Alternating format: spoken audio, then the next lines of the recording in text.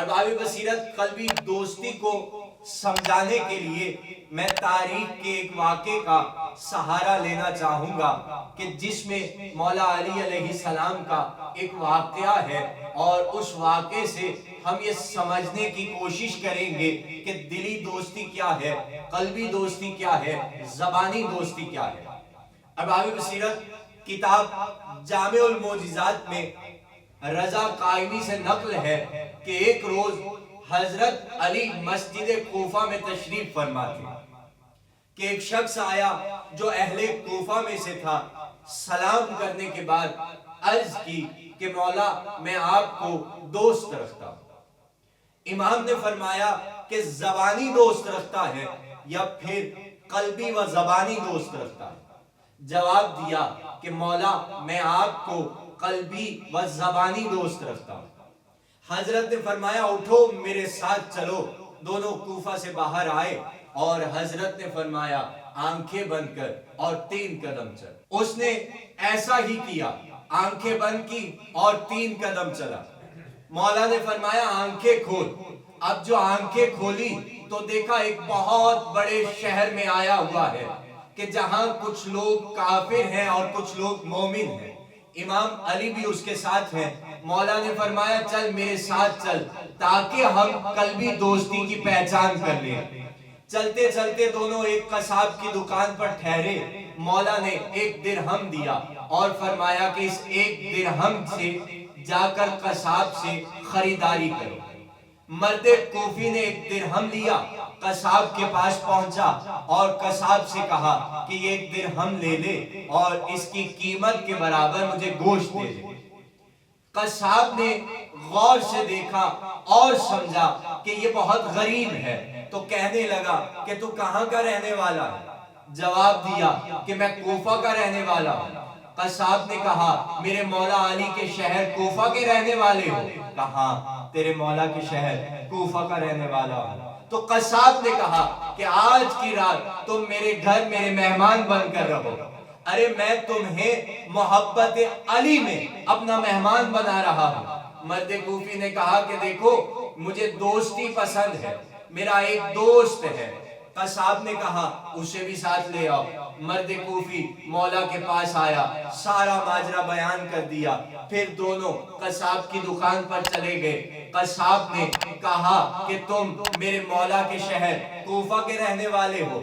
دونوں نے کہا ہاں ہم تیرے مولا کے شہر کوفہ کے رہنے والے ہیں۔ قصاب نے دکان بند کر دی، مہمانوں کو لے کر گھر آ گیا۔ بیوی سے کہا کہ دیکھ میرے مولا علی کے شہر کوفہ کے رہنے والے 2 مہمان آ گئے ہیں، ان کی خدمت کرنی ہے۔ اس کے بعد قصاب نے دونوں کے لیے فرش اور پلنگ بچھا دیے اپنے گھر کے اندر اور خدمت میں مشغول ہو گیا۔ امام نے دیکھا کہ نماز مغرب کا وقت ہو گیا، مگر امام نے دیکھا کہ گھر کے اندر 2 بچے، معصوم بچے ستارے کی مانند خوبصورت چمکدار پھر رہے ہیں۔ جب نماز مغرب کا وقت ہوا، امام نماز مغرب میں مشغول ہو گئے، قصاب نے بھی امام کے پیچھے نماز پڑھی۔ جب دونوں نماز سے فارغ ہوئے تو قصاب کے دروازے پر کسی نے دستک دی۔ قصاب نے کہا کہ کون ہے؟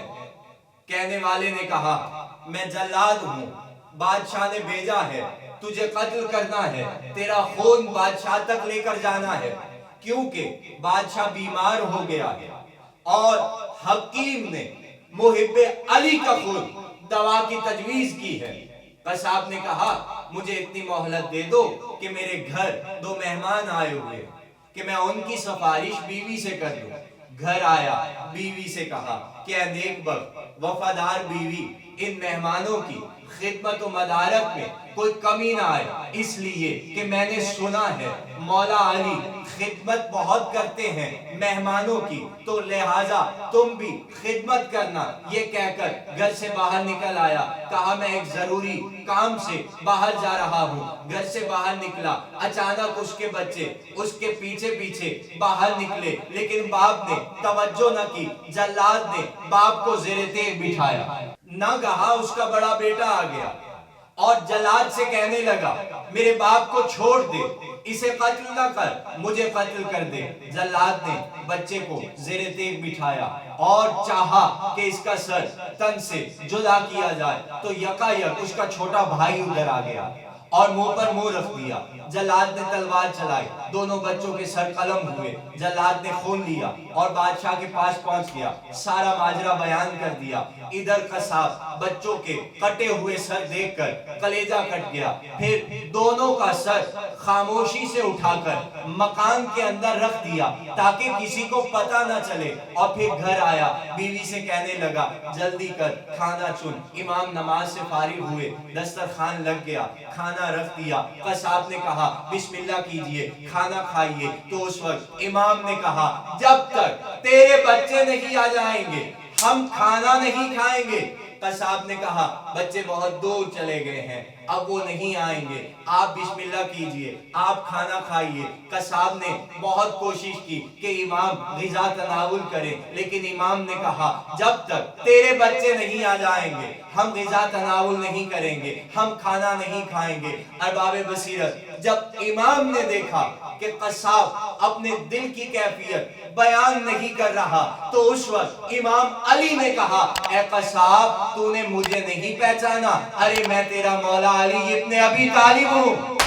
قصاب نے کہا مولا مجھے کیا معلوم، میرے اہل و عیال آپ پر قربان ہو جائیں، مجھے کیسے خبر ہو سکتی ہے، نہ آپ نے بتایا، مجھے کیا معلوم۔ اس وقت گھر آیا، بیوی نے کہا میرے بچے کہاں ہیں؟ تو جلاد نے، قصاب نے کہا جلاد نے انہیں قتل کر دیا، تیری سانس نہ نکلنے پر خاموش رہے، یہ جو مہمان آئے ہوئے ہیں یہ تیرے بچوں کو زندہ کر دیں گے۔ بیوی نے کہا ارے مردہ کب سے زندہ ہونے لگے؟ تو کہا یہ آنے والے کوئی عام نہیں، میرا مولا علی ابن ابی طالب ہے۔ جب بیوی نے سنا دوڑتے ہوئے آئی، مولا کے قدموں پر گری، کہا مولا میرے بچے۔ مولا نے کہا پریشان نہ ہو، تیرے بچوں کو ابھی زندہ کر دوں گا۔ پھر مولا نے قصاب سے کہا جاؤ اپنے بچوں کی لاشیں اٹھا کر لاؤ۔ قصاب بچوں کی لاشیں اٹھا کر لایا، سامنے رکھ دی۔ مولا کھڑے ہوئے، 2 رکعت نماز ادا کی۔ نماز پڑھنے کے بعد امام علی علیہ السلام نے دعا مانگی۔ مرد کوفی کہتا ہے میں نے دیکھا کہ دونوں بچے صحیح و سالم اٹھ کر بیٹھ گئے اور کہنے لگے لبیک لبیک یا مولانا یا ابا الحسن، کہتے ہوئے علی کے قدموں پر گرے۔ پھر امام علی نے مرد کوفی کی طرف دیکھا اور دیکھ کر کہا اے مرد کوفی، آیا تم بھی میرے ساتھ ایسی ہی دوستی رکھتے ہو؟ مرد کوفی نے کہا نہیں مولا، میں ایسی دوستی نہیں رکھتا ہوں۔ ارباب بصیرت، امام نے کہا یہ قصاب اور اس کے اہل و عیال میرے ساتھ دوستی رکھتے ہیں، زبانی بھی اور قلبی بھی۔ ارباب بصیرت، اس کے بعد اطمینان سے امام نے کھانا کھایا۔ کھانا کھانے کے بعد قصاب نے امام کے دامن کو تھاما اور تھام کر کہا مولا اگر یہ واقعہ شہر میں مشہور ہو گیا، لوگوں تک پہنچ گیا، تو بادشاہ پھر قتل کرنے آ جائے گا، اس کے قارندے پھر قتل کرنے آ جائیں گے، اس کے جلاد پھر مجھے مارنے آ جائیں گے۔